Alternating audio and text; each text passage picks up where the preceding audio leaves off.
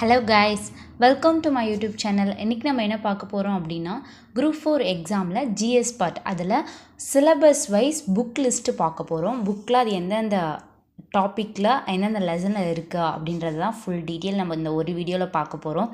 எல்லாருமே நோட்டு பெண்ணோட வீடியோ பாருங்கள், எல்லாத்தையுமே அப்போவே நோட் பண்ணி வச்சுக்கோங்க. அப்போ தான் படிக்கும்போது ரொம்ப யூஸ்ஃபுல்லாக இருக்கும். ஸோ வீடியோக்குள்ளே போகலாம். ஃபர்ஸ்ட் ஆஃப் ஆல் யூனிட் 5ல் 20 கொஸ்டின் கேட்குறாங்க.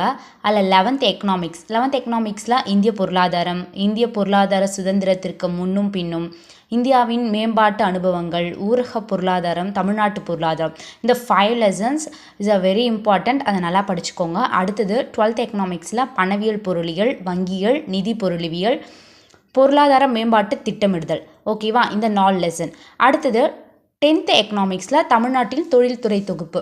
அடுத்தது 9th எக்கனாமிக்ஸ் தமிழ்நாட்டின் வேளாண்மை, இந்தியா தமிழ்நாட்டின் வேலைவாய்ப்பு. இப்போ நீங்கள் இது மட்டும் போதுமா அப்படின்னா 10th எக்கனாமிக்ஸும் 6th எக்கனாமிக்ஸ்லையும் மீதி கொஞ்சம் இருக்கும் இல்லையா, அதை கொஞ்சமாவது பார்த்து வச்சுக்கோங்க. ஓகே, இப்போதைக்கு எக்கனாமிக்ஸ் இதுவரை போதும். அடுத்தது 10th ஜியாகிரஃபியில் ஃபஸ்ட்டு தமிழ்நாடு இயற்கை பிரிவுகள், அடுத்தது 11th பாலிட்டியில் சமூக நீதி, தமிழகத்தின் அரசியல் வளர்ச்சி, இது எல்லாமே நல்லா பார்த்துக்கோங்க. இது எல்லாமே படிக்கணும். அடுத்தது யூனிட் 6, இது யூனிட் 5க்கு இந்த சிலபஸ் போதும். அடுத்தது யூனிட் 6ல் மொத்தம் 20 கொஸ்டின்ஸ் கேட்குறாங்க. அதில் என்னென்ன பார்க்கலாம் அப்படின்னா, 11th பாலிட்டியில் தமிழகத்தின் அரசியல் வளர்ச்சி, தமிழக அரசியல் சிந்தனைகள், இது எல்லாமே படிக்கணும். அடுத்தது 10th INMல தமிழ்நாட்டின் விடுதலை போராட்டங்கள், தமிழ்நாட்டின் சமூக மாற்றங்கள். அடுத்தது 9th ஹிஸ்ட்ரியில் தொடக்ககால தமிழ் சமூகமும் பண்பாடும், மனித பரிணாம வளர்ச்சியும் சமூகமும், வரலாற்றிற்கு முந்தைய காலம். இது பேஜ் நம்பரோட நோட் பண்ணிக்கோங்க. 9 பேஜ் நம்பர் 10th, இந்த 2 பேஜ் படித்தாலே ஓகே தான். அடுத்தது ஐரோப்பியர் வருகை, தமிழ்நாட்டின் ஆவண காப்பகம், ஆங்கிலேய ஆட்சியில் நகர்ப்புற மாற்றங்கள், இது 81, 82 இந்த பேஜ் மட்டும் படித்தா போதும் இந்த டாப்பிக்கு. அடுத்தது 7th செகண்ட் டேர்மில் புதிய சமய கருத்துக்கள், இயக்கங்கள், இந்த பேஜ் நம்பர் 130, 31, 32 இந்த 3 பேஜ் படித்தா இந்த டாபிக்கு போதும்.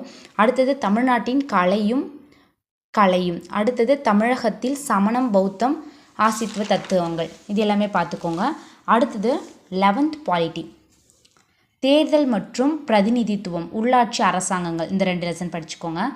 11th பாலிட்டியில் இந்திய அரசமைப்பு, சட்டமன்றம், ஆட்சித்துறை, இந்திய நீதித்துறை, இந்தியாவின் கூட்டாட்சி, இந்தியாவின் நிர்வாக அமைப்பு, தேச கட்டமைப்பின் சங்கங்கள், திட்டமிடுதலும் வளர்ச்சி அரசியலும், இது மாதிரி நம்ம டாபிக் வைஸ் படிச்சுக்கோங்க. அப்போ தான் ரொம்ப யூஸ்ஃபுல்லாக இருக்கும். இது மாதிரி நம்ம எழுதி வச்சு படிக்கும்பொழுது, இப்போ ஒரு லெசன் இதை முடிக்கிறோம் அப்படின்னா அதை டிக் போட்டு படித்தோம் அப்படின்னா நமக்கு ஒரு சாட்டிஸ்ஃபேக்ஷன் கிடைக்கும். நம்ம இத்தனை படிச்சிருக்கோம், இவ்வளோ முடிக்க போகிறோம், இப்போ நான் கொடுத்துருக்கேன் இல்லையா, இது வச்சு நீங்களே உங்களுக்கு முடிஞ்ச மாதிரி ஒரு ஸ்டடி பிளான் போட்டுக்கோங்க. நம்ம இன்றைக்கி 2 லெசன் படிக்கணும், இதில் பாலிட்டியா இல்லை INMா ஹிஸ்ட்ரியா எது வேணால் வச்சுக்கலாம். ஓகேவா. அடுத்தது INM ஹிஸ்ட்ரி 10th, இதில் INM ஹிஸ்ட்ரியில் 10 கொஸ்டின் கேட்குறாங்க.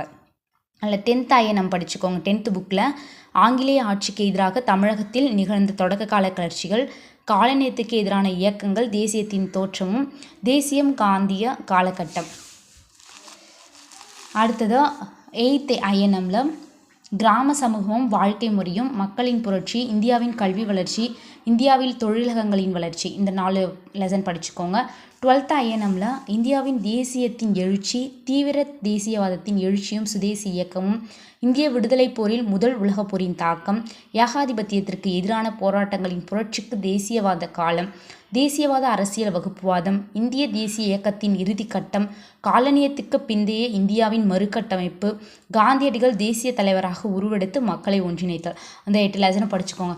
ரொம்ப படிக்கும்போது தான் அது ரொம்ப பெரிய கஷ்டமாக தெரியும். நீங்கள் ஒரு லெசன் முடிச்சிட்டிங்க அப்படின்னா அதிலேருந்து உங்களுக்கு அப்படியே ஒரு ஹின்ஸ் எடுத்து வச்சுக்கோங்க, ரொம்ப சிம்பிளாக இருக்கும்.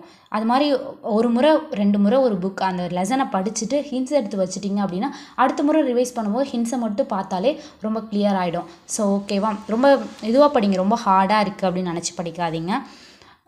அடுத்தது ஹிஸ்ட்ரியில் சிந்துவெளி நாகரிகம், இதில் பார்த்துக்கோங்க. சிந்துவெளி நாகரிகம் எந்தெந்த புக்கில் இருக்குது, 6th ஃபஸ்ட் டேர்ம் புக்லேயும் இருக்குது, 11th புக்கில் இருக்குது, 9th புக்கில் இருக்குது. அந்த டாபிக் வைஸ் படிச்சுக்கோங்க. அடுத்தது குப்தர்கள், இந்த டாப்பிக்லாம் குப்தர்கள்னாலே 6th 3rd term புக்கில் இருக்குது, 11th புக்கில். அந்த குப்தர்கள் டாபிக் மட்டும் வச்சு படிச்சுக்கோங்க. அடுத்தது பிற்கால சோழர்களும் பாண்டியர்களும், அது 7th 1st termலேயும் 11th புக்லேயும் இருக்குது. டெல்லி சுல்தான்கள் 7th 1st term புக்கில் 11th இருக்குது. முகலாயர்கள் 7th 2nd term 11th புக்கில். மராத்தியர்கள் வந்து 7th 2nd term 11th book. ஓகேவா. அடுத்தது 8th ஹிஸ்ட்ரின்னு பார்த்தோம் அப்படின்னா காலங்கள் தோறும் இந்திய பெண்கள் நிலை, அது 8th புக்கில் இருக்குது. ஆங்கிலேயர் ஆட்சியில் நகர்ப்புற மாற்றங்கள் 8th புக்கில் இருக்குது. ஜியாகிரஃபின்னு பார்த்தோம் அப்படின்னா அதில் மொத்தம் 5 கொஸ்டின்ஸ் தான் கேட்குறாங்க. அதில் மேக்ஸிமம் சிலபஸ் வந்து 10th ஜியாகிரஃபிலேயே கவர் ஆகிடுது. ஸோ அதனால் நீங்கள் இதை மட்டும் பார்த்தாலே போதும். இந்தியாவின் அமைவிடம், நிலத்தோற்று மற்றும் வடிகால் அமைப்பு, காலநிலை மற்றும் இயற்கை தாவரங்கள், வேளாண்மை, வளங்கள் மற்றும் தொழிலகங்கள், மக்கள் தொகை, போக்குவரத்து, தகவல் தொடர்பு, வணிகம், இயற்கை பிரிவுகள், இது மட்டும் பார்த்தாலே போதும். அடுத்தது பார்த்தோம் அப்படின்னா சயின்ஸ்லேயும் 5 கொஸ்டின்ஸ் தான் கேட்குறாங்க. நம்ம சயின்ஸ்லானே எதில் கெமிஸ்ட்ரி, பயாலஜி, ஃபிசிக்ஸ், ஜுவாலஜி, இதில் 4 கொஸ்டின் ஒன்றுத்துலேயும் கேட்டுட்டு ஒன்று கரண்ட் அஃபேர்ஸ் கேட்கறதுக்கு வாய்ப்பு இருக்குது. நம்ம கெமிஸ்ட்ரியிலான்னு பார்த்தோம் அப்படின்னா ரொம்ப சிலபஸில் ரொம்ப கம்மியாக அது இவ்வளோ தான் இருக்குது. ஸோ அதை மட்டும் பார்த்துக்கோங்க. அமிலம் மற்றும் காரங்கள் 9th புக்லேயும் 8th புக்கில் இருக்குது. உரம் மற்றும் பூச்சிக்கொல்லி 9th book, 8th book, 6th book. 6th 1st termல இந்த பேஜ் நம்பரில் தான் இருக்குது. அதை மட்டும் போய் படித்தாலே போதும். அன்றாட வாழ்வில் வேதியியல் வந்து 6th 7th 8th அதில் என்னென்ன டாபிக், அந்த டாப்பிக்கை மட்டும் படித்தாலே போதும். பயன்பாட்டு வேதியியல் 9thல் இருக்குது. நம்மை சுற்றியுள்ள பரும்பொருட்கள் 6th 7th 8th. ஓகேவா. கெமிஸ்ட்ரி வந்து ரொம்ப சிம்பிளான குட்டியான ஒரு சிலபஸாக இருக்கிறதுனால நீங்கள் அதை ரொம்ப டக்குன்னு முடிச்சிடலாம். அது பயாலஜி, ஃபிசிக்ஸ், ஜுவாலஜி எல்லாத்துக்குமே வந்து அந்த சிலபஸ் வைஸே படிங்க.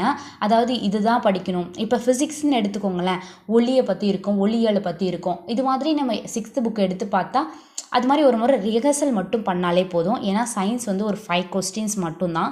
ஸோ அதனால் அதுக்கு ஹார்ட் ஒர்க் பண்ண வேணான்னு சொல்லலை. அதனால் இது கொஞ்சம் பேசிக்காக பார்த்துக்கோங்க. இது எல்லாமே ஃபினிஷ் பண்ணிட்டதுக்கப்புறமா இது சிலபஸ் வைஸ் பார்த்துக்கோங்க. இது இவ்வளோ தான். இது ஃபுல்லாகவே ஜிஎஸ். இது ஃபுல்லாகவே நம்ம படித்தோம் அப்படின்னா ஜிஎஸ்சில் ஃபுல் மார்க் அச்சீவ் பண்ணலாம். ஸோ ஓகேவா. எல்லாமே சிலபஸ் வைஸ் அண்ட் புக் வைஸும் நல்லா அதாவது நோட் பண்ணி வச்சுக்கோங்க. ஒன்று படிக்கும்பொழுதும் அதை டிக் பண்ணி அதில் நீங்களாக கொஸ்டினை க்ரியேட் பண்ணுங்கள். கொஸ்டினை க்ரியேட் பண்ணி ஆன்சரை உருவாக்குங்க.